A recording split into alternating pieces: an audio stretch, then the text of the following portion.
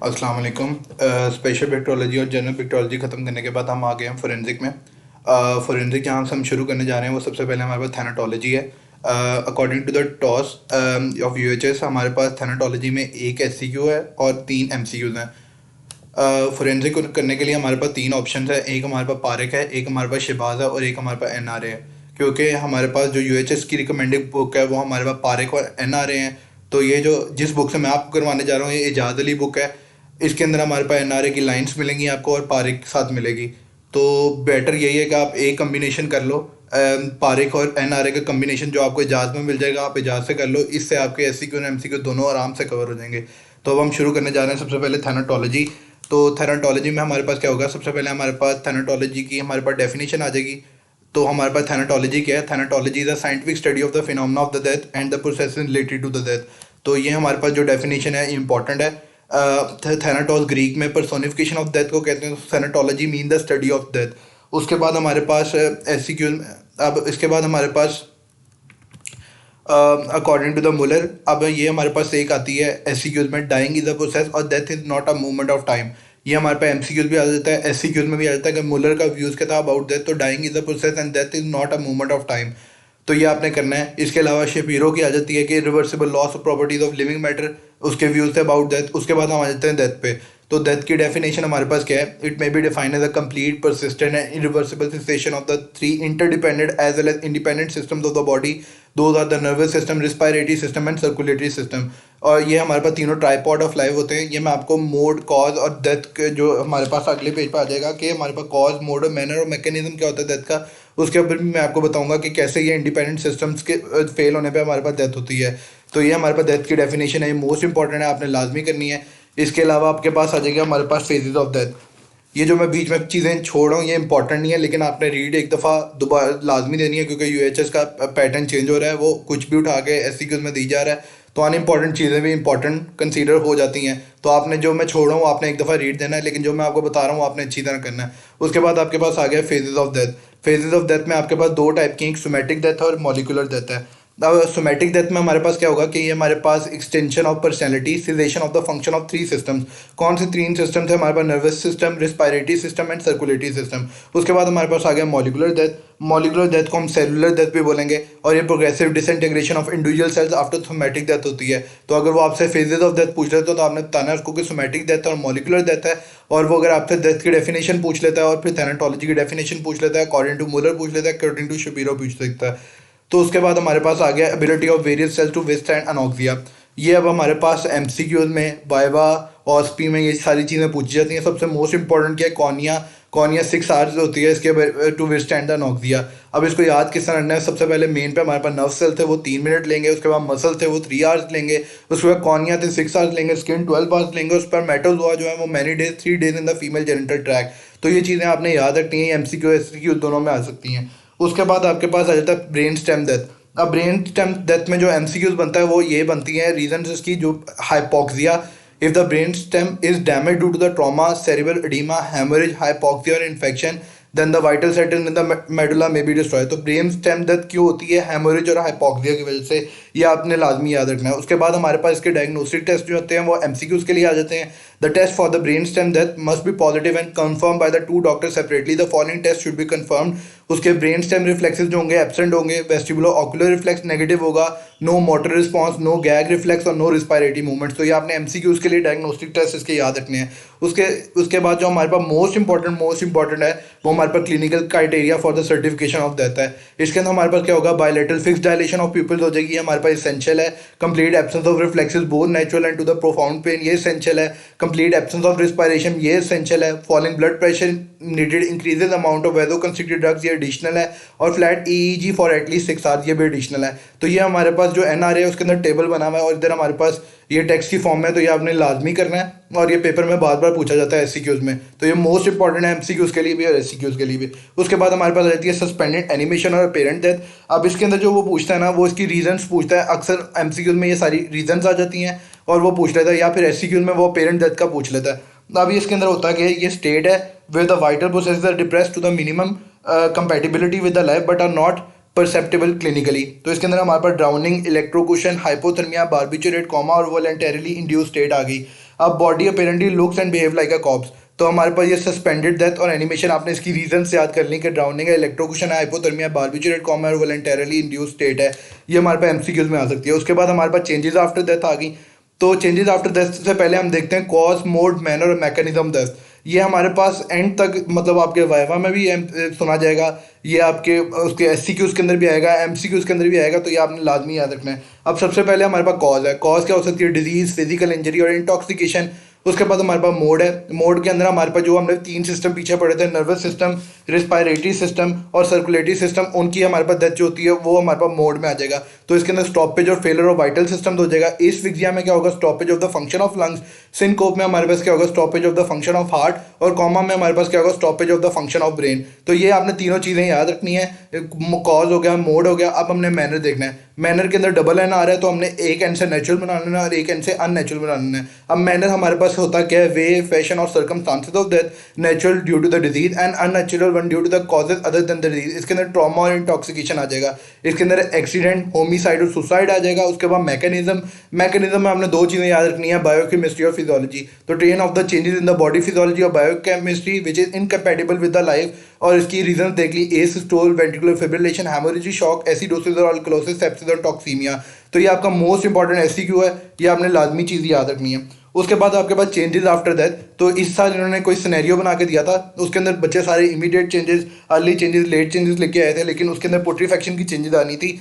तो आपने ये चीज़ें वो किसी भी सिनेरियो में पूछ सकते हैं कि चेंजेस आफ्टर डेथ क्या होती हैं, तो आपने यही बताना है उनको, इमीडिएट चेंजेस, अर्ली चेंजेस और लेट चेंजेस। तो अब हमारे पास इमीडिएट चेंजेस में वही सारी जो हमने 3 सिस्टम पढ़े थे, रिस्पायरेटरी और सर्कुलेटरी, हमने देख लिया। Caseation of the respiration and caseation of circulatory changes, ये इमीडिएट चेंजेस है। और उसके बाद हमारे पास लॉस ऑफ रिफ्लेक्सेस आ जाएगा, ये हमारे पास नर्वस सिस्टम रिलेटेड है। उसके बाद पेलर ऑफ द स्किन और प्राइमरी मस्कुलर फ्लेक्सिबिलिटी आ गया। उसके बाद अर्ली चेंजेस कौन कौन सी हैं? कॉन्टैक्ट फ्लैटनिंग है, अर्ली आई चेंजेस है, लाइवर मोटिस है, राइगर मोटिस है, अल्गर मोटिस है। इन तीनों के नाम लाजमी याद रखने हैं। लाइवर मोटिस को हाइपोस्टेसिस बोलते हैं, राइगर मोटिस को कैडावेरिक रिजिडिटी बोलते हैं, अल्गर मोटिस को कूलिंग ऑफ द बॉडी बोलते हैं। उसके बाद लेट चेंजेस आ गई, पुट्रीफेक्शन, लेट आई चेंजेस, एडिपोकेयर वेरी लेट और ममिफिकेशन वेरी लेट। अब विद इन 24 आवर्स अगर वो सिनेरियो में पूछता है कि विद इन 24 आवर हमारे पास कौन सी होगी, तो इमीडिएट और डिलेड चेंजेस होंगी। ये आपने चीज़ याद रखनी है। ये उनके हमारे पास पास पेपर में आएंगी कि विद इन 24 आवर हमारे पास इमीडिएट और डिलेड चेंजेस होंगी। उसके बाद हमारे पास वो पूछता है कि कैटल ट्रकिंग और रेल रोड फिनोमेना क्या होता है। तो it is an early eye change after that seen on the fundoscopy, retinal vessels first become dotted and later segmented due to the blood clotting giving the rail road और cattle trucking appearance. तो आपने ये definition एक दफ़ा पढ़ लेनी है। उसके बाद हमारे पास मोस्ट इंपॉर्टेंट क्या है? टेकिनोइरिस सेक्लेरोटिकस। ये हमारे पास, मैं इसके आगे आपको फिगर भी दिखाता हूँ। ये हमारे पास ऑस्पी में भी आता है, ये हमारे पास वाइवा में भी आता है, ये हमारे पास एससीक्यूज में भी आ सकता है और एमसीक्यूज में भी। एमसीक्यूज में इसका टाइम पूछते हैं, 3 to 8 आवर इसका टाइम होता है हमारे पास। और ये होता कि हमारे पास triangular haziness on the sclera due to the deposition of dust after desiccation process. तो ये आपने चीज़ याद रखनी है कि टेकिनोइरिस हमारे पास क्या है। अब टेकिनोइरिस में देखें ट्राइंगुलर हैजीनेस हुई हुई है हमारे पास, ये टेकिनोइरिस है और ये इसका टाइम क्या 3 to 8 आवर्स। उसके बाद हमारे पास आ गया हाइपोस्टेसिस। हाइपोस्टेसिस के पहले आपने सारे नाम याद रखने हैं कि पोस्टमार्टम स्टेनिंग कहते हैं, कैडावेरिक लिविडिटी बोलते हैं, सिजिलेशन बोलते हैं, लाइवर मोटिस। ये चीज़ें आपने याद रखनी है। अब इसके अंदर हमारे पास क्या होगा? Discoloration of the body due to the pooling of blood in dependent parts of the body. तो आपने इसको 3 हिस्सों में तोड़ लिया कि डिस्कलरेशन ऑफ बॉडी हो रही है पूलिंग ऑफ ब्लड की वजह से इन the dependent parts of the body after death, तो इसको पोस्टमार्टम लिविडिटी या हाइपोस्टेसिस बोलते हैं। अब पोस्टमार्टम स्टेनिंग भी बोलते हैं, कैडावेरिक लिविडिटी भी बोलते हैं, सिजिलेशन भी बोलते हैं और लाइवर मोटिस भी बोलते हैं। अब रीजन क्या है? After death blood gravitate to the dependent parts of the body and dependent capillaries and vein become distended, it impair bluish purplish colour to the skin and internal organ due to the reduce haemoglobin, this capillovenous distension is known as the hypostasis. ये हमने hypostasis यहाँ पे पढ़ लिया। आगे हमारे पास hypostasis और ब्रूस का डिफरेंस आएगा, वो लाजमी हमने करना है, वो बहुत इंपॉर्टेंट एससीक्यू है, ये भी बहुत इंपॉर्टेंट एससीक्यू है। उसके बाद हमारे पास इसके ये जो है प्रोसेस, ये लाजमी करना है। Process starts 20 to 30 minutes after death and complete in 6 to 10 hour. Time याद रखना है। The sequence of the appearance is as under, first 1 से 3 आवर्स में मॉटलेट पैचेज आ जाते हैं, 3 to 6 आवर में बिगर पैचेज, उस पर 6 to 8 आवर में फुली डेवलप और फिक्स पैचेज। तो 6 to 10 आवर्स में कंप्लीट होगा और 20 to 30 मिनट्स पे स्टार्ट होगा। अब हमारे पास हाइपोस्टेसिस में कलर क्या होता है? Colour of the lividity is purplish blue. Intensity of this colour किस पर डिपेंड कर रही है? Reduce haemoglobin in the blood. In certain condition the area of the pink lividity is present. Carbon monoxide में pink lividity होगी। जब हम toxicology करेंगे वहां भी हम देखेंगे कार्बन मोनोऑक्साइड पॉइजनिंग में, साइनाइड पॉइजनिंग में हमारे पास कोल्ड इन्वायरमेंट में हमारे पास पिंक लिविडिटी होगी। तो ये हमने यहाँ से हाइपोस्टेसिस कर ली। हाइपोस्टेसिस में जो एक एमसीक्यू बनता है कि जो हमारे पास कॉलर है उसके अंदर हाइपोस्टेसिस जो होता है ना वो डेवलप कर जाता है बिफोर दैट। तो आपने ये चीज़ इसमें याद रखनी है एमसीक्यूज के लिए। उसके बाद हमारे पास मेडिको लीगल इंपॉर्टेंस आ गई इसकी।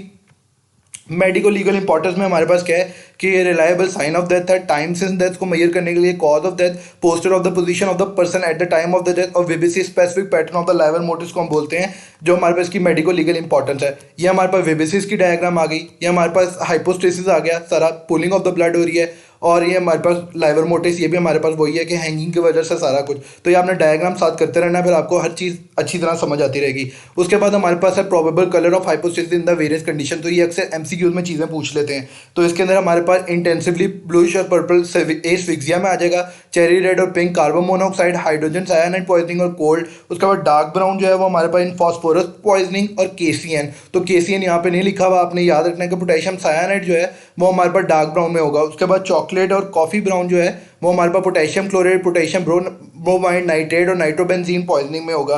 तो आपने ये इधर एनिलीन भी याद रखना है। मैंने जो है किस तरह याद रखा था, पोटेशियम नाइट्रो एनिलीन जो है ना उसके अंदर पोटेशियम भी कवर हो गया, नाइट्रो भी कवर हो गया, एनिलीन जो है वो चॉकलेट और कॉफ़ी ब्राउन दे रहे हैं। उसके बाद हमारे पास ब्लूइश ग्रीन है वो हाइड्रोजन सल्फाइड में आएगा, और ऑलमोस्ट ब्लैक जो होगा वो ओपीएम पॉइजनिंग में होगा। ओपीएम पॉइजनिंग और कोकेन वगैरह में ऑलमोस्ट ब्लैक कंडीशन होगी। अब जो मोस्ट इंपॉर्टेंट लाइन जो एनआरए की लाइन है जो एमसीक्यूज में पूछी जाती है वो ये है कि hypostasis disappear after putrefaction due to the decomposition of blood.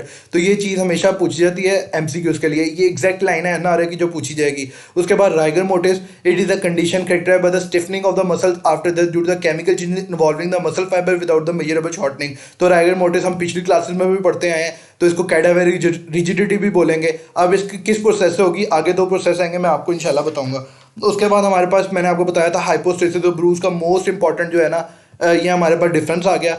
अब हाइपोस्टेसिस हमने पढ़ा था, हाइपोस्टेसिस में हमारे पास क्या हो रहा था, हाइपोस्टेसिस में हमारे पास डिस्कलरेशन ऑफ बॉडी हो रही थी due to the pooling of blood in the dependent parts of the body. तो ये देखें डिपेंडेंट पार्ट्स आ गया, ये एपिडर्मल है due to the engorged vessel showing to the skin. उसके बाद ब्रूज जो है, ब्रूज हम जो है ट्रॉमाटोलॉजी में पढ़ेंगे, तो ब्रूज जो है उसको आपने अभी एक दफ़ा याद कर लेना है, बाकी ब्रूज जो है डिटेल में मैं तब आपको बताऊंगा। ये सब एपिडर्मल है due to the ruptured vessels either superficial और डीप, और इसकी साइड के ये सिचुएटेड एनीवेयर, ये डिपेंडेंट पार्ट्स में होता है। उसके बाद हम आगे मार्जिन में, मार्जिन इसकी क्लियरली डिफाइंड मार्जिन, इसकी margin merge with the surrounding area. इसके अंदर कलर जो है वो यूनिफॉर्म है, इसके अंदर वेरीगेटेड इन कलर है, इसके अंदर स्वेलिंग नहीं होती, इसके अंदर स्वेलिंग होती है एंटीमॉर्टम ब्रूज में, इसके अंदर एब्रेशन नहीं होती, इसके अंदर एब्रेशन प्रेजेंट होती है। कट सेक्शन में ये incision shows the fusing point at the end of the cut capillary. This blood can easily be washed away. Incision shows extravasated blood in the surrounding tissue which cannot be easily washed away.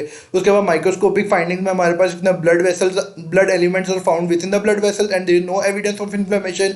इसमें blood vessels are found outside the blood vessel and there is the element of inflammation. तो आपने इसको याद किस तरह करना है, सबसे पहले हमने देख लिया अकरेंस और साइड, एक चीज़ में आगे अकरेंस साइड कट सेक्शन और माइक्रोस्कोपिक फाइंडिंग, ये एक कैटेगरी बना लें। अब अकरेंस साइड कट सेक्शन और माइक्रोस्कोपिक फाइंडिंग ये आपने एक कैटेगरी बना ली। उसके बाद मार्जिन, कलर, स्वेलिंग और एब्रेशन एक कटिंग बना ली। ये आप जब इस तरह दो हिस्सों में करके करेंगे तो आपको इंशाल्लाह पॉइंट्स हमेशा याद रहेंगे और डिफरेंस लिखने में आसानी होगी। उसके बाद हमारे पास इसकी मेडिको लीगल इंपॉर्टेंस आ गई। तो time since death, position of the body at the time of the death और manipulation of the body after death, ये भी एससीक्यूज में पूछी जाती है। इसके बाद इसके साथ हमारे पास डिफरेंशियल डायग्नोसिस आ जाता है कि कैडावेरिक स्पैज्म के साथ इसका डिफरेंशियल डायग्नोसिस है, कैडावेरिक स्पैज्म इज प्रेजेंट। तो इसके हमारे पास इसके अंदर क्या होगा, इन muscle which are in contraction state at the death, not in all muscles, in violent death only with certain article grasp in hand। आगे हमारे पास कैडावेरिक स्पैज्म और रैगर मोटिस का डिफरेंस भी आएगा, वहाँ हम अच्छी तरह देख लेंगे कि इन दोनों में फर्क क्या है। उसके बाद हमारे पास कोल्ड स्टिफनिंग आ गई, लेस देन 40 डिग्री सेल्सियस में all fluids in the body are broken and cracking sounds when broken at the joints. उसके बाद हीट स्टिफनिंग है, पुजिलिस्टिक एटीट्यूड और शॉर्टनिंग ऑफ मसल अकर्स और joint bend occur. Pugilistic attitude जो है वो burn वाले चैप्टर में आएगा, वहाँ भी आपको अच्छी तरह बताऊंगा, लेकिन ये क्या है, शॉर्टनिंग ऑफ द मसल्स होती है हीट स्टिफनिंग में। तो ये चीज़ें आपने डिफरेंशियल डायग्नोसिस ये एससीक्यूज में पूछी जाती हैं, तो ये भी आपने ध्यान में रखनी है। उसके बाद sequence of rigor mortis to appear in the body after death, तो अक्सर ये भी एससीक्यूज में पूछ लिया जाता है, एमसीक्यूज में भी पूछ लिया जाता है, और अक्सर इसका वाइवा में भी सवाल कर लिया जाता है। तो इफ यहाँ पे फेस से स्टार्ट हो रहा है, लेकिन ये जो है ये हमारे पास अपर आईलिड से स्टार्ट होती है। तो सबसे पहले अपर आईलिड पे फेस, फिर नेक और लोअर जॉ, आर्म्स, उसके बाद थोड़ा सा आपके पास पैटर्न चेंज होता है कि वो फॉरहेड पे चला जाता है, फिर हैंड्स और फिर थोरैक्स, फिर एब्डोमेन और पेल्विस, फिर थाइज और लेग्स और लास्टली फुट। इसका ना अक्सर टाइम भी एमसीक्यूज के अंदर पूछा जाता है। तो हमारे पास जो अपर आईलिड होती है वो वो 3 to 4 आवर्स में होती हैं। उसके बाद नेक जो है वो हमारे पास 5 to 7 आवर्स में होती है। उसके बाद आर्म्स जो है वो हमारे पास 7 to 9 आवर्स में होती हैं। उसके बाद हमारे पास थाइस जो है वो 9 to 11 आवर्स में, और लास्टली फुट जो है वो 11 to 12 आवर्स में हमारे पास उसका टाइम होता है रैगर मोटर्स का। उसके बाद इसकी जो मैंने कहा था रीज़न मैं आपको बताऊंगा, वो 2 रीजन्स क्या है। इसके अंदर हमारे पास डिक्रीज एटीपी और ग्लाइकोजन एक मेन रीजन है। Muscle where the glycogen stores a small they undergo rigor mortis earlier, और इसका फेस एग्जांपल आ गई। अब ये हमारे पास आपने इसकी सारा पढ़ लेना है, लेकिन एंड पे हमारे पास कैंडी फ्लैसिडिटी हो जाती है। उसके बाद जेलिंग ऑफ सेलुलर प्रोटीन इसकी दूसरी रीजन है। इसके अंदर हमारे पास क्या होगा, इसके अंदर भी एंड पे कैंडी फ्लैसिडिटी हो जाएगी। उसके बाद हमारे पास स्टेजेस ऑफ राइगर मोटिस, जिससे हमने बैक्टीरिया में पढ़ा था लॉग फेज, उसके बाद लैग लॉग, फिर उसके बाद हमारे पास स्टैटिक फेज और फिर डेथ फेज आ जाता है। इसी तरह इसमें हमारे पास क्या होता है, इसमें भी हमारे पास ऐसे ऐसे करके ग्राफ बनता है हमारे पास, और ये नीचे आ जाएगा। तो ये हमारे पास डेवलपमेंट फेज है, ये हमारे पास स्टैटिक फेज है, ये हमारे पास पासिंग ऑफ फेज है। तो आपने ये याद रखना है कि 3 स्टेजेस हैं इसकी, डेवलपमेंट फेज, स्टैटिक फेज और पासिंग ऑफ फेज। ये तीनों भी पेपर में अक्सर पूछ ली जाती हैं। उसके बाद इसका क्या है, period of each phase is variable. ये 4 to 12 आवर्स के लिए होती है, और ये जो समर में 4 to 6 आवर्स के लिए, और 10 to 12 hours in the winter. तो ये चीज़ आपने याद रखनी है। वाइवे में भी सवाल पूछा गया था इस साल, तो ये आपने चीज़ें याद रखनी है एमसीक्यू एमसीक्यू दोनों के लिए। उसके बाद कैडावेरिक स्पैज्म क्या होता है, तो कैडावेरिक स्पैज्म क्या है वो हम देखेंगे ये वाले टेबल से। तो ये भी मोस्ट इंपॉर्टेंट है, ये भी एमसीक्यूज के लिए पूछ लेता है। कैडावेरिक और राइगर मोटिस में फर्क क्या है, a condition characterized by the stiffening of the muscle immediately after this without the stage of the primary relaxation, और इसके अंदर condition characterized by the stiffening and shortening and opacity of the muscle which follow the period of primary relaxation. इसके अंदर क्या होगी, continuation of the contracted state of muscles after that, this is due to the change in the muscles after the molecular death of their cells. ये instantaneous है after death, ये 2 to 3 hours after death है। उसके बाद pre condition इसके अंदर होगी, जिसका सडन डेथ है, नर्वसनेस है, टेंशन है eight the time of the death, muscular exertion death है, और इसके अंदर हमारे पास ये ऑल डेथ में होगा। ये हमारे पास वॉलंटरी मसल्स को सिर्फ अफेक्ट करेगा, ये हमारे पास ऑल मसल्स को अफेक्ट करेगा। उसके बाद इसके अंदर मसल कॉन्ट्रैक्शन जो है मोर मार्क्ड है, considerable force is required to break it. इसके अंदर muscle contraction less marked and moderate force is required to break it. उसके बाद इंडिकेट्स, ये हमारे पास सुसाइडल, होमिसाइडल, एक्सीडेंटल तीनों को इंडिकेट करता है। ये इंडिकेट टाइम से दर्द करता है, और दोनों का मैकेनिज्म अननोन है। उसके बाद हमारे पास एक बात ये रह गई कि अपने एमसीक्यूज में बार बार पूछते हैं कि हमारे पास लेट जो होती है factors affecting the rigor mortise में हमारे पास आर्सेनिक पॉइजनिंग आती है। तो ये चीज़ आपने एमसीक्यूज के लिए याद रखनी है कि आर्सेनिक पॉइजनिंग लेट में आती है। उसके बाद हमारे पास आ गया अल्गर मोटिस। अल्गर मोटिस होती है हमारे पास cooling of the body. It is a passive loss of the body temperature after that when the environmental temperature is lower than that of the corpse. तो ये आपने मैकेनिज्म इसका एक दफ़ा रीड कर लेना है। जो इसके अंदर चीज़ याद रखने वाली है वो कि वो कूलिंग का इसका सिग्मॉइड कब होता है। इनिशियल प्लेट्यू उसका 4 आवर्स में बनता है। उसके बाद straight downward line showing the rapid cooling and slow falling exponential curve. तो ये आपके पास इधर आ जाएगा। सबसे पहले हमारे पास इनिशियल प्लेट्यू है, ये हमारे पास इनिशियल प्लेट्यू आ गया। उसके बाद डाउनवर्ड कर्व आ गया, straight downward line showing the rapid cooling, ये हमारे पास downward line showing the rapid cooling, और स्लो एक्सपोनेंशियल कर्व नीचे आ गया। अब कूलिंग कर्व में हमारे पास जो है ना, जब उसका जो टेम्परेचर है वो 0.8 डिग्री पर आवर होता है और 1.5 फ़ारेनहाइट पर आवर होता है। तो ये आपने डिफरेंस याद रखना है, 0.8 degree per hour, 1.5 Fahrenheit per hour. उसके बाद आपके पास methods of measuring cooling of the body. तो ये हमारे पास दो मेथड्स होते हैं हमारे पास। जो एमसीक्यूज आता है उसके अंदर टेम्परेचर थर्मोमीटर जो होता है, थैनाटोमीटर, वो हमारे पास 25 सेंटीमीटर लॉन्ग होता है, ये एमसीक्यूज आता है। उसके बाद हमारे पास विसरल टेम्परेचर्स होता है और रेक्टल टेम्परेचर्स होता है। जो विसरल टेम्परेचर है ना, वो हमारे पास लीवर से लेते हैं, ये भी एमसीक्यूज इस साल आया था। सब हेपेटिक और इंट्राहेपेटिक टेम्परेचर कहते हैं उसको। उसके बाद हमारे पास रेक्टल टेम्परेचर आ गया, ये हमारे पास हायर होता है 0.3 डिग्री और 0.4 डिग्री सेल्सियस रेक्टल टेम्परेचर से। तो ये चीज़ आपने याद रखनी है। उसके बाद पोस्टमार्टम कैलोरिसिटी आ गया, ये एमसीक्यूज में अक्सर पूछ लिया जाता है कि temperature of the body increases after that in the first 2 hours after initial rise the body cool down the usual way. This phenomena is called the postmortem caloricity. तो ये आपने याद रखनी है। इसकी रीजंस जो होती हैं वो एमसीक्यूज में पूछ ली जाती हैं, अक्सर वाइवा में पूछ ली जाती हैं। तो इसके अंदर हमारे पास आ गया सनस्ट्रोक, टेटनस, टेक्निन poisoning, acute bacterial viral infection such as pneumonia, typhoid fever, encephalitis, intense asphyxial condition where there may be rise of 2 to 3 degree Celsius at death और पोंटाइन हेमोरेज। तो आपने ये चीज़ याद रखनी है। जो इस साल पूछा गया था वो पुट्रीफेक्शन है। पुट्रीफेक्शन बहुत दफ़ा पेपर में पूछा जाता है, तो आपने ये अच्छी तरह करना है। इसके अंदर हमारे पास क्या होगा, इट इज द डीकम्पोजिशन और gradual disintegration of the body tissues after that due to the autolysis of bacterial infection. It is a combination of putrefaction, acidification और फर्मेंटेशन। तो इसके अंदर प्रोटीन डीकम्पोजिशन होगी, फैट डीकम्पोजिशन होगी, carbohydrate decomposition होगी। जो processes involve होंगे दो टाइप के होंगे, ऑटोलिसिस और bacterial infection. Auto mean self और lysis mean destruction. It occur due to the enzyme release by the lysosome and other dying cells. It soften and liquefy the body tissue. Start after 3 to 4 hours of the death and continue steadily for the 2 to 3 days. तो आपने autolysis अच्छी तरह करना है। उसके बाद हमारे पास bacterial infection दूसरा कॉज था। इसके अंदर एरोबिक और एनरोबिक। एनरोबिक में हम क्लॉस्ट्रीडियम वेल्चाई, स्ट्रेप्टोकोकाइस, ई कोलाई और प्रोटियस आ जाते हैं। तो क्लॉस्ट्रीडियम वेल्चाई ये हमारे पास एमसीक्यूज में भी आया था, ऑस्पी में भी आया था। Are the normal commensals especially abundant in the gut, after that they enter in the blood stream and and spread rapidly through the body. They produce number of the enzyme will break down fats, protein and carbohydrate. तो ये आपने ये याद रखना है. उसके बाद phases of decomposition, ये भी मोस्ट इंपॉर्टेंट है. इसके अंदर हमारे पास सबसे पहले कलर चेंजेस होगा, उसके बाद एवोल्यूशन ऑफ गैसेज होंगी. तो ये हमारे पास कौन कौन सी गैसेज होंगी ये हमारे पास ये याद रखनी है. ये वाइवा क्वेश्चन भी इंपॉर्टेंट है और एससीक्यूज के लिए भी इंपॉर्टेंट है. तो इसके अंदर hydrogen sulphide, indole, methane, skatole, cadaverine और पुट्रीसिन आ जाएगा. उसके बाद लिक्विफेक्शन है. उसके बाद स्टेजेस ऑफ डीकम्पोजिशन जो इस साल का मोस्ट इंपॉर्टेंट क्वेश्चन था. तो हमारे पास ड्यूरिंग फर्स्ट वीक में हमारे पास क्या होगा, ग्रेनुलेट discolouration. After that, normal gut commensal like Clostridia, Welchii or E. coli proliferate and produce hydrogen sulfide gas which act on the hemoglobin liberated from the hemolyzed RBC to form a sulf-methemoglobin which impart Guinea discoloration to the overlying skin after absorption.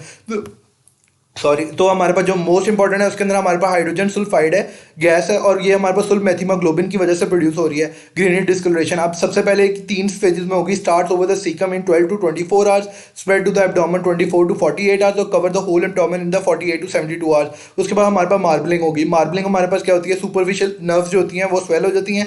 ये देखें 36 to 48 our आपने time याद रखना है. A condition in with the superficial veins appear the blue और purply line in the specific mosaic और arborescent pattern. By this stage green color changes to the blackish brown and veins in this area become prominent and visible due to the decomposition and show marbling incision in the vein underwater shows the gas bubble. तो ये मैंने आपको diagram दिखाई कि superficial nerves कैसे फूली हुई हैं. उसके बाद हमारे पास आ गई skin slip. Skin slip 48 to 72 hours में हुई. उसके बाद ब्लिस्टिंग 48 to 72 आवर्स में हुई और गैसेस फॉर्मेशन स्टार्ट हो गई. ये hydrogen sulphide, methane, indole, skatole, cadaverine और पुट्रीसिन की वजह से. इसका टाइम 36 to 72 आवर्स है. अब इसमें आपने सबका टाइम याद रखना है. They produce pressure effects in the body of the disease. अब जो हमारे पास सिनेरियो होता है उसके अंदर लिखा होता है द बॉडी बिकम swollen. उसके बाद टंग प्रोट्रूडेड होती है, ब्रेस्ट नॉर्मली इनलार्ज होता है और रेक्टल प्रोलैप्स होता है. तो हमारे पास ये आपने चीज़ें सारे ये हमारे पास सिनेरियोज में बनती है कि क्या क्या चीज़ें इसके अंदर हमारे पास होंगी. तो पुट्रीफेक्शन होगी. तो हमने देखा पहले स्वेलिंग थी, उसके बाद टंग प्रोट्रूडेड थी, ब्रेस्ट नॉर्मसली इनलार्ज था और रेक्टम प्रोलैप्स है. उसके बाद 2 वीक्स में हमारे पास गैसेस फॉर्मेशन और pressure effects are the maximum होते हैं. ये हमारे पास एमसीक्यूज बनता है. उसके बाद हमारे पास फैक्टर्स अफेक्टिंग द पुट्रीफेक्शन अगले पेज पे आ गया. तो ये हमारे पास ये भी इंपॉर्टेंट है. इसके अंदर इन्वायरमेंटल टेम्परेचर है, उसके बाद मॉइस्चर है, एयर है, क्लोथिंग है, बैक्टीरियल कंटेंट है, कॉज ऑफ डेथ और टॉक्सिन है. तो आपने ये सारी रीजंस है फैक्टर इसको पुट्रीफेक्शन को अफेक्ट कर रही है. तो आपने ये लाजमी याद रखना है. उसके बाद हमारे पास मैसरेशन आ जाता है. तो मैसरेशन और जो मार्बलिंग है ना वो बच्चों को अक्सर कंफ्यूज करता है. तो आपने देखना है कि मार्बलिंग क्या है और मैसरेशन क्या है. मैसरेशन बिल्कुल उल्टा है मार्बलिंग के. It is the process of aseptic autolysis of the fetus in the uterus. तो ये बिल्कुल ही उससे अलग है. It is the process of aseptic autolysis of the fetus in the uterus. It occur when the dead fetus remain in the uterus for 2 to 3 days. उसके बाद हमारा इसका स्पॉल्डिंग साइन जो है मोस्ट इंपॉर्टेंट है एमसीक्यू और SCQ दोनों के लिए. Spalding sign is the diagnostic sign of intrauterine death of the foetus undergoing maceration. It is overriding of the skull bone seen on the ultrasonography. तो ये NRA की लाइन है, overriding of skull bone seen on the ultrasonography. और ये MCQs के लिए most important है. उसके बाद कैस्पर डिक्टम क्या होता है, ये भी एमसीक्यूज के लिए मोस्ट इंपॉर्टेंट है. इसके अंदर 1:2:8 से याद रखना है. The ratio of the time which the putrefaction take is 1 week in the air, 2 weeks under water and 8 weeks buried. तो 1:2:8 इसके अंदर आ गया. उसके बाद एडिपोकेयर स्पोनिफिकेशन आ गया. एडिपोकेयर को हम स्पोनिफिकेशन कहते हैं. ये आपने एमसीक्यूज के लिए याद रखना है. उसके अंदर होता है this term refer to the formation of soft whitey greasy material with the rancid smell which sometime occur in the soft tissues of the body after death. और ये 15 डेज से 3 months के लिए होती है. इसके अंदर होता है क्या है, ये it result from the hydrogenation of unsaturated body fat into the firmer fat और their hydrolysis into the fatty acid usually seen in the body immerse in the damp soil. उसके बाद हमारे पास एसेंशियल्स के होते हैं मॉइस्चर, फैट और Clostridium welchii, जिसका मैंने आपको बताया लेसिथिनेस प्रोड्यूस करा है. उसके बाद इसकी medico legal importance, it indicate time elapse in death, it indicate the cause of the death. और फिर उसके बाद हमारे पास आगे it establish the identity of the person, it indicate burial places. तो ये आपने ये याद रखनी है. उसके बाद मम्मीफिकेशन मोस्ट इंपॉर्टेंट है एससीक्यू एमसीक्यू दोनों के लिए. When there is the dying of the tissues sufficiently rapid to halt the process of the decomposition, the tissues become hardened, darkened and stay preserved. This state is called the mummification. It starts between the 30 to 90 days after death and take to 3 to 12 months to become evident. अब इसके essentials क्या होते हैं, high environmental temperature, air movement. तो ये देखिए हमारे पास ये हमारे पास मम्मिफिकेशन हुई हुई है. इसके अंदर हमारे पास क्या हो रहा है कि ड्राइंग ऑफ टिश्यूज हो रहा है. तो ये हमारे पास जो है डिकम्पोजिशन का प्रोसेस को रोक देते हैं और डार्कन्ड और स्टे प्रिजर्व हो जाती हैं. तो इसकी वजह से इसको मम्मिफिकेशन बोलते हैं. इसका टाइम याद रखना है कि 30 to 90 days है और 3 to 12 months ले रहा है एविडेंट के लिए. उसके बाद 2 रीजन इसकी याद रखनी है. उसके बाद एम्बाल्मिंग क्या है, ये भी अक्सर एमसीक्यूज में पूछ लिया जाता है. It is the artificial mummification by injecting artificial fluid into the body of the corpse for the purpose of preservation. अब इसके अंदर हमारे पास जो फ्लूइड होता है वो फॉर्मल्डिहाइड होता है. ये आपने याद रखना है एमसीक्यूज के लिए और इसका प्रोसीजर और पर्पस एक दफ़ा याद कर लेना है. उसके बाद आपके पास आ गया estimation of the time since death. ये भी अक्सर एमसीक्यूज में पूछ लिया जाता है कि ये क्या है, ये आपको सीधी बात है, रट्टा ही मारना पड़ेगा। अभी तक हम जो पीछे सारे प्रोसेस कर रहे हैं सारे वही टाइम है, लेकिन एक दफ़ा दोबारा कर लेते हैं। 12 आवर्स में rigor present all over the hypothesis well develop and fix, green patch showing over the caecum. 24 to 36 hour में rigor receding absent, greenish discoloration हो जाएगी जो पुट्रीफैक्शन में हुई थी, abdomen distended with the gases. उसके बाद 48 आवर्स में हमारे पास ब्लिस्टर्स बने थे। उसके बाद 72 आवर्स में हमारे पास हेयर और नेल्स जो होंगे वो लूज हो जाएंगे, whole body grossly swollen disfigure, tissue soft and discolour. 1 week में हमारे पास सॉफ्ट विसरा पुट्रीफाइड हो जाएंगे। 2 वीक्स में हमारे पास जो सॉफ्ट टिश्यू लार्जली गॉन। उसके बाद 1 to 3 मंथ में हमारे पास बॉडी स्केलेटनाइज हो जाएगी। तो ये आपने सारा टाइम याद रखना है और उसकी कंडीशंस याद रखनी है। उसके बाद हमारे पास एंटोमोलॉजी की एक डेफिनेशन है। एंटोमोलॉजी की हमारे पास जो एग्स होते हैं वो समर में हमारे पास 24 आवर्स में होते हैं और विंटर में 36 to 72 आवर्स में होते हैं। तो ये एमसीक्यूज के लिए आपने याद रखना है। इसके बाद हमारे पास आ जाती है सडन डेथ। अब सडन डेथ में जो हमारे पास जो मोस्ट इंपॉर्टेंट एमसीक्यूज बनता है वो एक्यूट मायोकार्डियल इन्फेक्शन में बनता है। इससे जो इंपॉर्टेंट एमसीक्यूज जो हमारे पास पेपर में आए हुए थे उसमें क्या था कि हमारे पास acute myocardial infection sudden death की मोस्ट कॉमनेस्ट कोज है, और इसके अंदर interior wall of the left ventricle damage होता है। उसके बाद राइट कोरोनरी आर्टरी होती है और कोगुलेटिव निक्रोसिस। और ये जो हमारे पास कार्डियोवास्कुलर सिस्टम है ये 40 to 50% रीजन होता है सडन डेथ का। तो यहाँ आपके पास डेथ वाला चैप्टर कंप्लीट हो गया। यही सारी चीज़ें इंपॉर्टेंट है। आप बेशक एनआरए से कर लें, आप बेशक पारिक से कर लें, आप बेशक शहबाज से कर लें। सिर्फ इस बुक का फ़ायदा ये है इसके अंदर तीनों का कम्बिनेशन है और हर चीज़ परफेक्ट लिखी हुई है और हर चीज़ का time according to the UHS वाले जो हमारे पास सिलेबस है उसके अकॉर्डिंग है। तो मेरा मशवरा यही है कि आप यही वाली बुक करें। तो और साथ आप जो टॉक्सिकोलॉजी है उसके मैं आपको नोट्स बताऊंगा, तो आपका इंशाल्लाह फोरेंसिक का पेपर आराम से कवर हो जाएगा।